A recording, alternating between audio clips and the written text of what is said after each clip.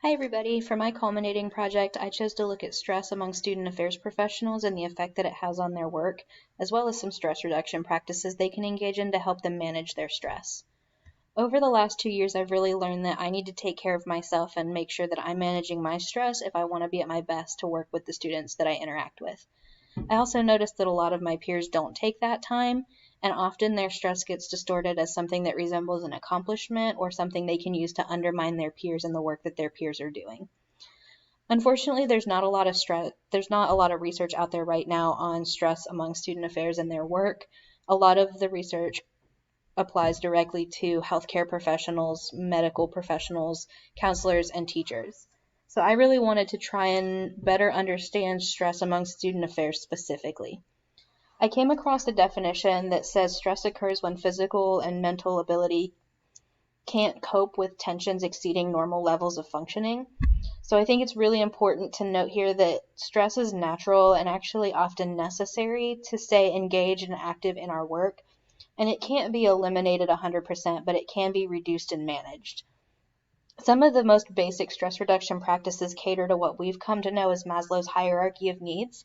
So getting a balanced diet, rest, physical activity, and building relationships.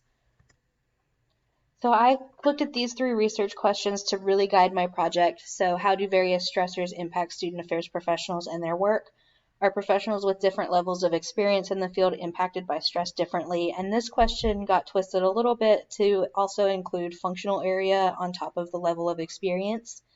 And then finally, question 3, does stress impact the way student affairs professionals interact with students? And then I asked what that interaction looks like as well.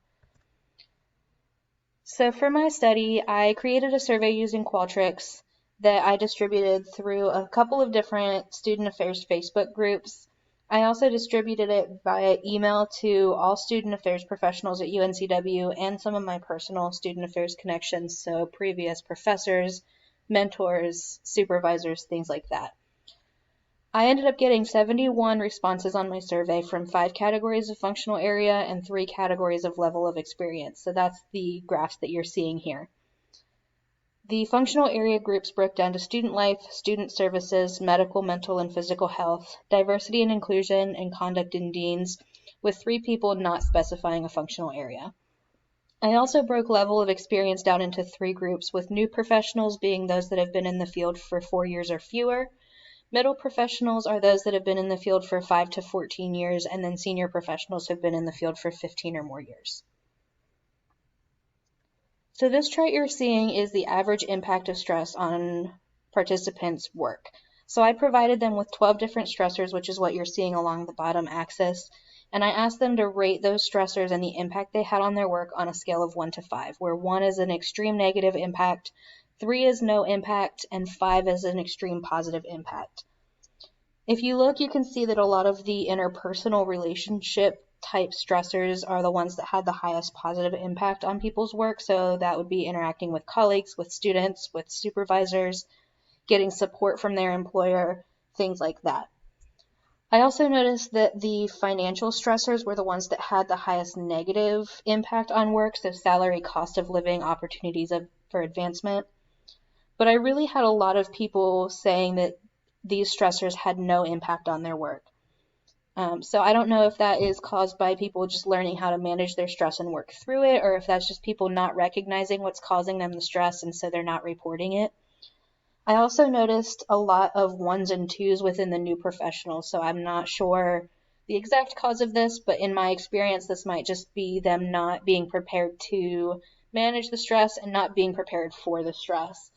So one of my recommendations was actually encouraging people to recognize things that are causing them stress so that they can then manage it, and also providing new professionals with positive stress management techniques, but also preparing them for the things that they might encounter in their new careers. This graph is looking at atypical work weeks. So for the purpose of this study, atypical was defined as working more than 160 hours over the course of a month. And you're seeing how many people selected each month as being atypical for them. So this just gives kind of a picture of what a year in student affairs looks like, where the spring semester is kind of busy, summer months drop off, August, September, and October towards the beginning of the fall semester get very busy, and then November, December around holiday times drop off again. I also looked at some stress reduction practices, so I gave them the list that you're seeing across the bottom axis and asked them to report which ones they engaged in. I think it was something around 94% of participants selected more than one practice, but the ones with the most responses are ones that we would kind of consider minimum expectations, so using paid time off, using sick time.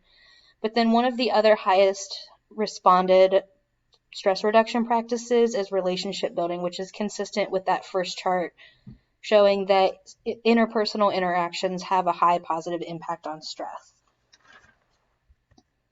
Finally, I asked people to report if feelings of stress impacted the way they interacted with students and what those interactions looked like when they are stressed.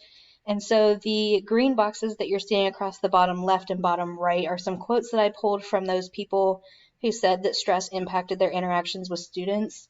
But some common themes that I found are loss of patience, loss of focus, shortened interactions, closing off, lack of enthusiasm, inability to manage emotions, and withdrawing or avoiding interactions altogether. The last one, withdrawing or avoiding interactions, I thought was really interesting considering interactions with students had the highest positive impact on work. So people are saying that that is what helps them manage their stress, but then when they're stressed, they avoid those interactions. Finally, one more thing that I want to report is that the sample size of the study was very small and not necessarily general to the entire student affairs population. Also, my data collection fell within the time frame for COVID-19, which may have caused people to report higher than normal stress levels. So I hope you enjoyed my presentation, and thank you all for listening.